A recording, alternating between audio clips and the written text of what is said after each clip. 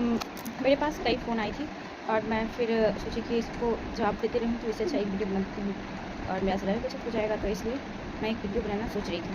तो ये मुख्य बात उस स्टूडेंट के लिए है जो कि अभी सीटेट का तैयारी कर रहे हैं, यानी कि अपेयरिंग हो या आप पास कर गए हैं और फिर भी सीटेट आपसे क्वालीफाई नहीं हुआ।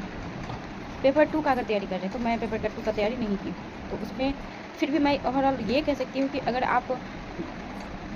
आप ये टेक्स्ट बुक में एक आप ख़रीद लीजिए, 400-500 रुपये लगेगा और उसमें डेली सेट मारिए।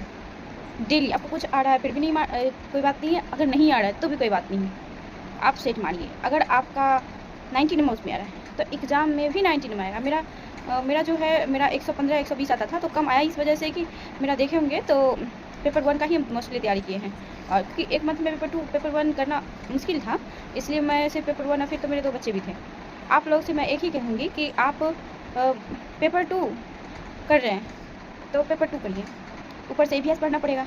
लेकिन पेपर 1 का अगर आप कर रहे हैं तो पेपर 1 में आप अगर नॉर्मल स्टूडेंट हैं तो सबसे अच्छा है KD लाइव। अगर आपके पास समय कम है तो आप KD लाइव का देखिए, कोई बैच परचेज मत कीजिए, जो उनका लाइव में आएगा वो आप देखते जाइएगा। यकीन मानिए कि आप कम से कम 130 नहीं तो 120-25 नंबर लाने से कोई नहीं रुकेगा, अगर आप सेट पढ़ते के लगाते हैं और जितना क्लास KD लाइव देंगे वो सारा कर देते हैं, तो आपको नहीं पास होने का कोई अथी नहीं रहेगा। फिर ये तो आगे BPSC है, वो तो एक अथी है, मतलब ये एक तो मानिए कि एक सीढ़ी है। जैसे हम लोग सीटेट BEd किए या DLED किए, फिर एक सीढ़ी ऊपर आए, तो जब एक सीढ़ी ऊपर आए तो फिर हम लोग सीटेट दे रहे हैं, फिर एक सीढ़ी और ऊपर आएंगे BPSC देना पड़ेगा, तो सीढ़ी बाय सीढ़ी है, और एक सीढ़ी दूसरे सीढ़ी को चढ़ने में हेल्प करता है। उसी प्रकार हम लोग केस में है कि एक सीढ़ी दूसरे सीढ़ी को चढ़ने में हेल्पफुल बहुत ज़्यादा है और बहुत एक दूसरे से रिलेटेड है। अगर आप 6 to 8 यानी कि पेपर 2 का तैयारी कर रहे हैं तो BPSC में बहुत योगदान मिलने वाला है। पेपर 1 में कोई खास योगदान नहीं मिलता है BPSC में, लेकिन पेपर 2 में खास योगदान मिलेगा, क्योंकि मैं तैयारी करती हूँ अभी। मेरे 2 बच्चे हैं फिर भी मैं तैयारी करती हूँ, बस मुझे मानिए नहीं आ रहा है, लेकिन फिर भी मैं सेट लगाती हूँ। मैं आपको इसमें टैग कर दूँगी मेरे नंबर अभी कितना आ रहे हैं, 190 के आसपास में, मतलब 120 में 90, 89, 85 प्लस आ रहा है। इससे हम मान कर चल रहे हैं कि मेरा होने का संभावना है। हो ना हो अलग बात है, हम मेहनत ना करें ये गलत बात है, तो आप कोशिश करिए, बाकी हो ना हो इस पर आप लोग मत जाइए। मैं आपको मैं जो टेस्ट लगाती हूँ, अगर आप लोग कहिएगा तो मैं उसका लिंक भी डाल दूँगी।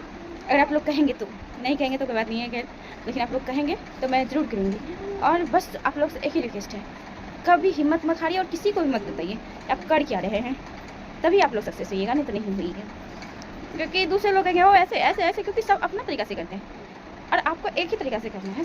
एक सेट रोज़ लगाइए। हम आपको अगर कहिएगा तो सारा का हम अति कर देंगे।